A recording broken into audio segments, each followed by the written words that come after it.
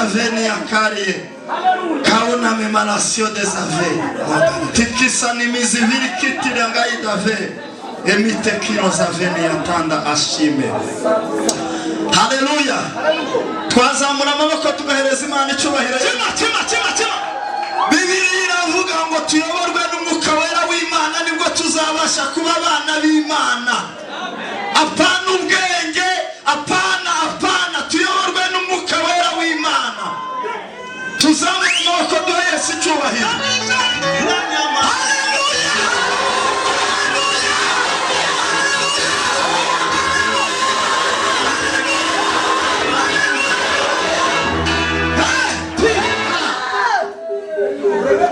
Twongera tuzamura amaboko.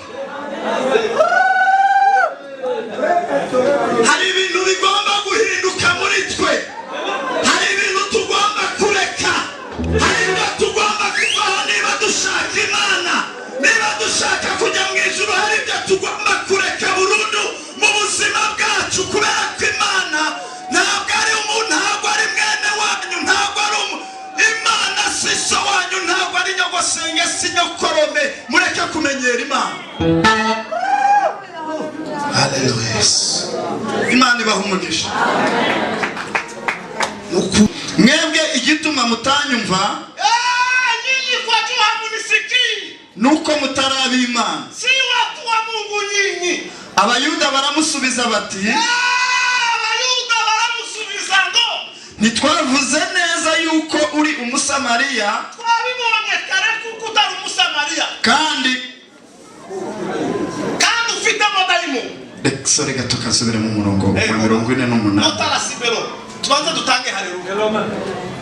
Kungiye gusoza. Zabura mu kayi. Haleluya. Haleluya. Yesu twari kubabwira ngo abana ba Ibrahimu nyakuri. Yesu yari mavuga abana bakomoka mu ruzaro mu kwa Ibrahimu nyakuri. Abana ba Ibrahimu nyabo abaribo. Soma pa. Chakutanga 48. Tangi. 45.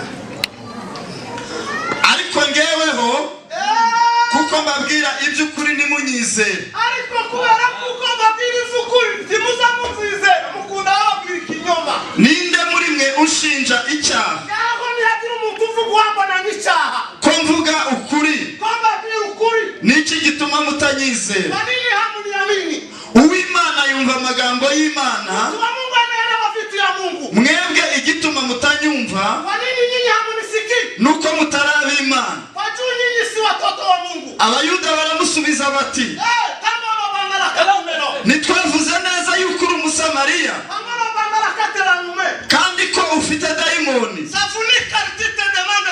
Yesu arabasubiza ati simfite dayimoni, ahubwo nubaha Data.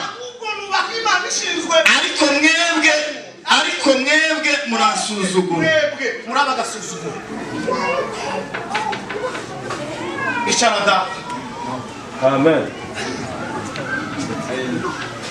Kandi guheza umugisha.